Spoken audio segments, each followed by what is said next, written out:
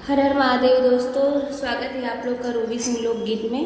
तो चलिए मैं एक गीत सुना रही हूँ, गारी गीत। जबकि शादी बैठता है या तिलक उलक होता है तो उस समय ये गीत गारी पंडित को गाया जाता है।